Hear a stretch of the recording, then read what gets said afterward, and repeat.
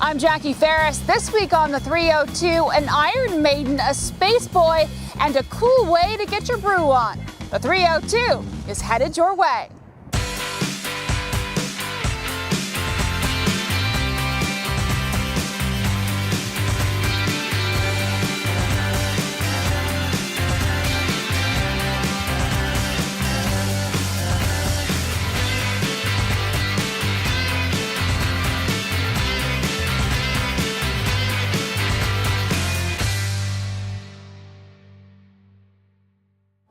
Hey 302, it's Jackie Ferris, and we are at the Delaware College of Art and Design, and we're talking to Ellen Durkin, who is with the Iron Maiden Forge, and you're not going to believe some of the beautiful and magical designs that she has put together. It's metal, it's leather. Talk to me a little bit about your art. So I started creating the Forge fashion collection around 10 years ago, and then it evolved into what everyone sees now as this performance runway pieces that I put on. Less of a runway show, more of a performance, is to make a statement about life and I guess the boundaries. Yeah, is it that kind of thing? Because it's like almost like cages, but not. Yeah, it's the idea of like being able to communicate with people and keep yourself at a distance at the same time as like opening up and feeling powerful about, I guess, like who you are, what your background is, what your deal is, and like owning that. Yeah, it's really beautiful. Some of the designs are, bodices with, these metal structures and collars. And talk to me a little bit about how you get the ideas for what you do. So I draw from a lot of different like blacksmith techniques and architectural references. One of my big pieces that I really love right now is the one that goes with that face piece that opens. It has this like cathedral-like skirt, which was designed off of like rose windows and Gothic architecture, and it has like a double hinging door in the front, which is based off a triptych, which is like kind of originally a religious reference. Mm-hmm. So I like to kind of draw from a lot of different aspects of things, and some of the patterns come from Victorian wallpaper, tiles, and it's not just like, oh, I'm looking at art per se. I'm just looking at a lot of different things that inspire me, and people as well. Like different people come into my life, and I'm like, that person. Yeah. Well, I can definitely see why someone might be inspired by your designs. They're so prolific. I wanted to talk to you a little bit about, you had a show here, but you've also taken your show to Europe. Yeah, I've had a couple pieces go over to Europe, and then I did stuff in Australia with another designer. Yeah, I would love to travel with the collection. People contact me about going to like France and stuff. It's just financially it's not feasible. So a lot of the fashion weeks cost at least 10,000 euro to participate in, and like the big fashion week, like everyone's like, oh, New York Fashion Week, that's like Mercedes-Benz with just $50,000, and like I don't have $50,000. I don't think I make $50,000. So. So as far as the pieces, when you photograph them, you did some underwater that are just amazing. Yeah, my friend Joe Hodenot does most of my photography. Luckily, he approached me, I don't know, 4, 5, 6 years ago maybe, and wanted to shoot my work. And we shot in Penhurst Asylum the first time, and it was like, it was sweltering hot. And his girlfriend Jess was modeling, and then she passed out because it was 1,000,000 degrees. Oh no. So that was our first experience shooting together, was me trying to kill his girlfriend Jess, who later became like a big part of my work, and she's in this video as well. Mm-hmm. So what came first for you? Was it the art or it was blacksmithing? No, it was the art. I've always done art since I was like a kid. I started I did ceramics and stuff when I was 11, and then I was gonna go for nursing, and I was like, this will be terrible. I'm gonna hate my life. Yeah. And then I just kept going for art. So like my art and design thing came way before the blacksmith stuff. I got into blacksmithing probably around 2008. I'm not trained or anything. I didn't work or apprentice under anybody. I just kept going, I guess. And then I was like, all the things I didn't know would have been easier if I had known them. Sure. So you kind of combined your art and the art of forging. Yeah, and metalsmithing and different techniques that I find interesting. It's kind of like a futuristic, feminist kind of. It's got this really cool vibe to it. Yeah, my last show I used women from the ages of 14 to 71, and they got older as they came out, and there was like 16 women, and I partnered with a friend of mine, Shanna Warwick, and she did these beautiful fabric pieces, which kind of allowed us to expand the collection to have that impact with her soft pieces and my forged pieces. Yeah. So we've seen your work with the Iron Maiden Forge. What's next for you? I mean, you just had the show, you've been to Europe. I mean, I would like to travel with my stationery show. I would like to put on more performance runway pieces, and I want to kind of step it up to another level next time around. how do you step it up to another level? Well, I envision like more like a live orchestra music, and like have like this whole like event, because my friend Chris wrote music for my show, like original 40 minutes of music, and it would be very cool to have it like live and create like an event around it. And I had aerial performance last time, and I would like to kind of build on that, so make a big cohesive event, and then partner with different designers that I think are on the same wavelength as me. Sure, sure. So you're beginning the process now. Yeah, I'm always thinking. I'm always like, ooh, the next one, and my boyfriend's like, calm down, stop. And I'm like, but the next one, I had thoughts. You can never calm down. You can never stop. You always got to keep going. Yeah. If somebody wants to see your designs, where do they go? Right now, they're just usually available like online at my website, ellendurkin.com, or you can follow me on Instagram at Iron Maiden Forge, or other forms of social media, because I post a lot of process pictures, so you can keep up to date with what I'm doing via the internet. So. But we will certainly do that. Ellen, thank you Thanks so for having much for me. your time. It was our pleasure. And we'll be right back.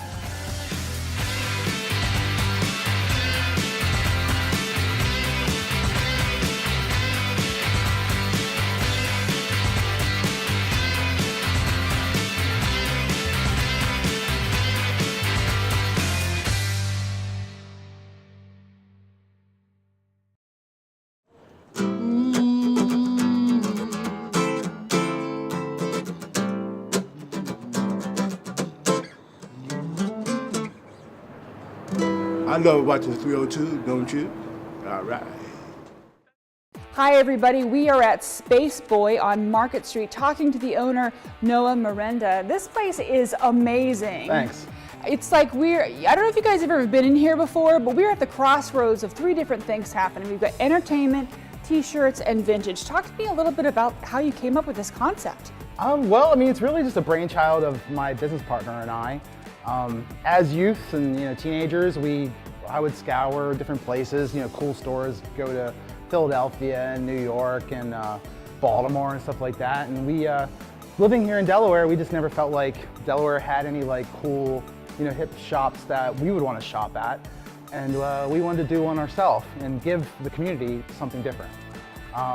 So I've always collected vintage and done clothing and done furniture and stuff like that. My business partner was a screen printer at the time, and more industrial kind of screen printing. And he wanted to do something different as well. And so we took what he knew, creating t-shirts and stuff like that, and we opened our boutique in 2009. And since then we sell vintage stuff, we make t-shirts, we have hosted live performances and music and comedy shows over the year.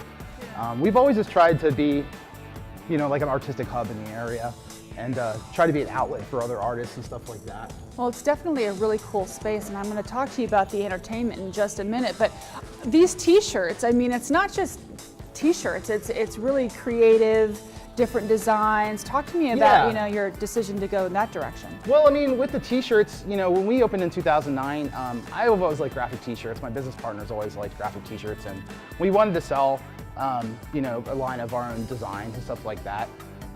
And going into it, that's what we started to do. But I knew, being in Delaware, we couldn't just sell t-shirts and sunglasses and little knickknacks and stuff and expect to really have the market here. It's a smaller city, smaller market. So we offered t-shirt printing. And so that's a lot of our business, is actually making custom t-shirts for big companies, small business owners, bands, artists. Just anybody who needs it. Yeah. Now, the vintage that you have over here, this is some really nice stuff. I was thinking to myself, I should go shopping later. But talk to me a little bit about how you select the stuff that you have in here. Well, I mean, growing up, I always went to like auctions and yard sales and thrift stores and stuff like that. And so I just grew up around buying and buying different things, and I've always had a love for it. So Dave and my business partner, we lived together at certain points, and he always liked the way I decorated the place and the things that I had and stuff like that. So when it came to open the shop, I just picked up the stuff that I liked and brought it in, and to fill that need, that look. But as far as vintage goes and the things that I buy, I just buy stuff I like, honestly. Like if I see something out in the world and I think, oh, I like that, and oh, I might be able to make money on that one, or that has a good price margin, I pick it up. So most of the things in here are stuff that I might have got for myself at certain points, or just stuff that I thought, I'd like to sell this in my store. I really love the John Wayne. That's awesome. But that's kind of it. I've always had appreciation for like things from the 50s and 60s. When I was younger. As I've gotten older, I've gotten more appreciation for things from like the 20s, the 30s, the 40s, and now the next generation, they love the 90s and the 80s. Go figure. Growing up in that, I don't have the same kind of love that they might have. I like it too, but it's not the same to me as something that's from the 60s. Yeah. Well, let's talk about the entertainment. You got a whole stage over here? Yeah, over the years, like when we first moved to Market Street, we had a space over in 617, and we the front of it was a store with our boutique and our counter space, but the back was just open space for shows and stuff like that. And so when we had that space, we had bands from around the world, actually. Bands from Japan, bands from California, bands from New York, and when touring bands they tour the States, they come through here, on their way from Philadelphia to Baltimore. Whether they stop or not, or they have a place to play is another thing. So we've tried to be that small place where the independent acts have a place that can't get on the Queen, can't get on the Grand. And we kind of filled that position for a while over there. Once we had to move to our 7-Eleven location, we didn't really have that space, but then we eventually opened a space in our basement, which was like it was a lot smaller, but it was more intimate, which led into us doing comedy shows, which went really well and people really liked. And then we had comedians coming from New York and Philadelphia and all around to do these comedy shows in our basement, and it was a lot of fun. So from there, we moved out to a park on 4th Street, and we rebranded the park Humble Park, because we found this park that was just kind of derelict and vacant, wasn't really anything happening there. And so in I think it was 2017, we had our first show. We took it over, rebranded it, and had a arts market and music there and stuff like that. So we started doing stuff in the park, and last year we did like about 6 events in the park there. And now you're here. And now we're here. So we're hoping to continue all those things we've been doing over the years, as far as music and art shows and local vendors and stuff like that, and comedy, and continue that here in a different space, in a much a lot of things in one place. Yeah. So before I let you go, what are the hours of operation, and where can people go to check out the next concert? Right now we're open 11 to 6 Monday through Friday. We're going to be extending to weekend hours eventually when we have the manpower. And if you want to know what we're doing, check our Instagram, check our Facebook. Both are SpaceBoy Clothing. You can also check our website, spaceboyclothing.com. So if you ever just need to find what we're doing, just Google SpaceBoy Clothing, and you'll find everything right there. Excellent. Thank you, Noah. I really appreciate it. Thank you. And be sure, come out and check this store out. It is really amazing. You're going to love it. We'll be right back.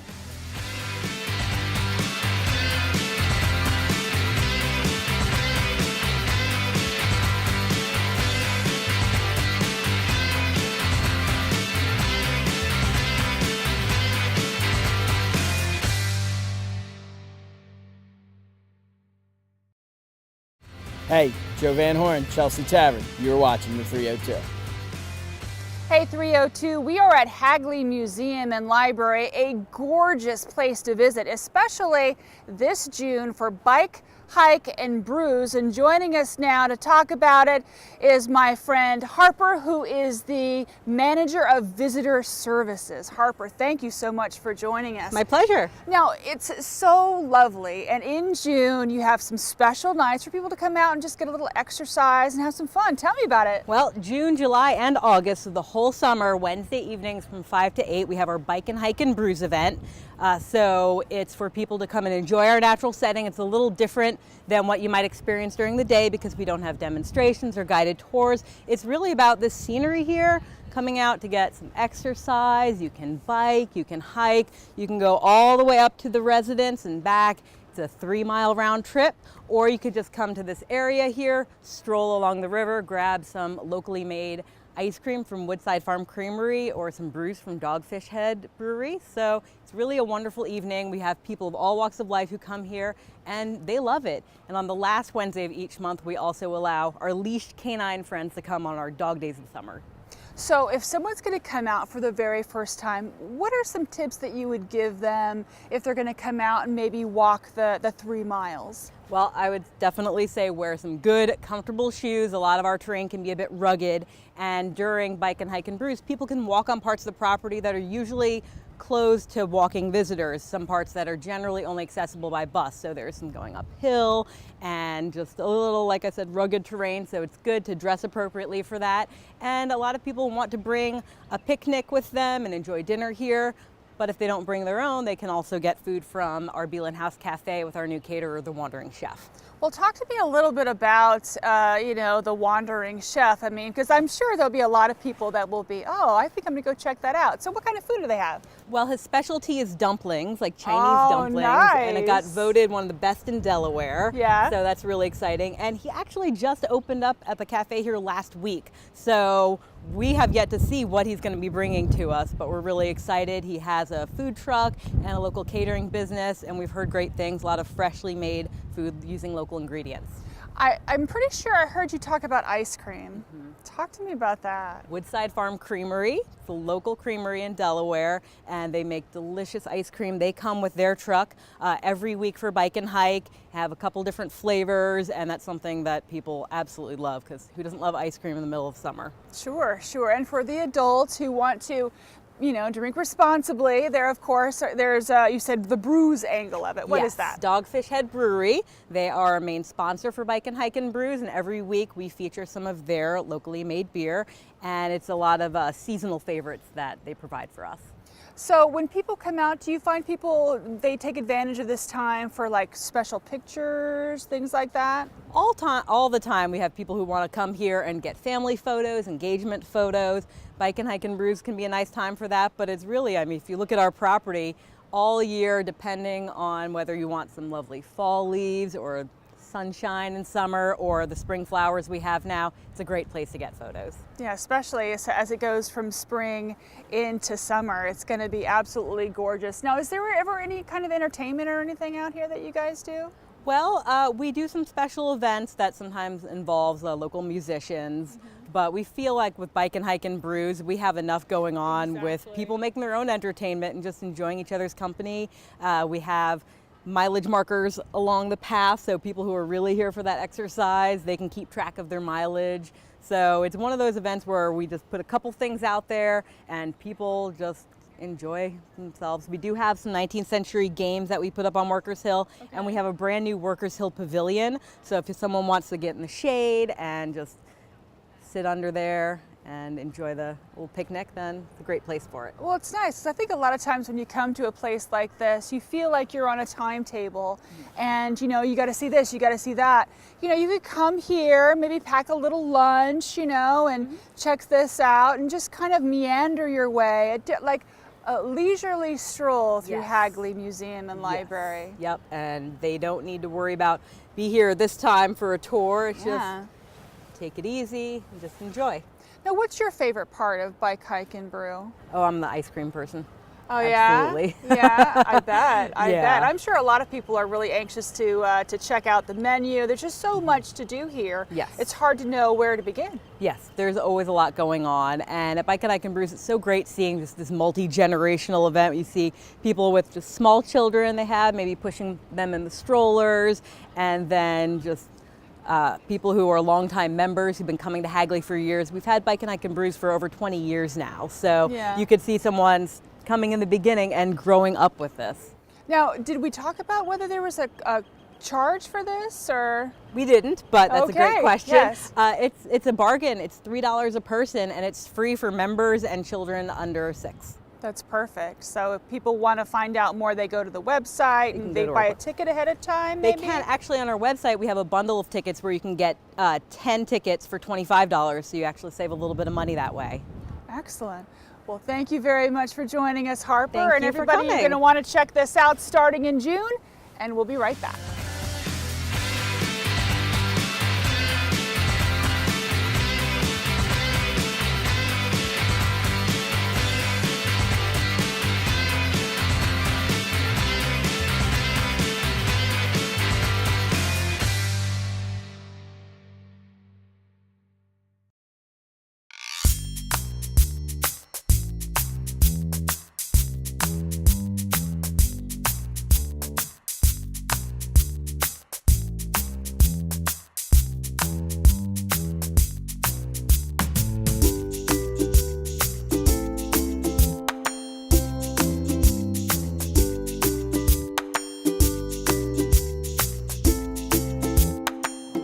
That'll do it for this episode of the 302. For more information on the topics we talked about this week, visit us at the 302 at metv2.com.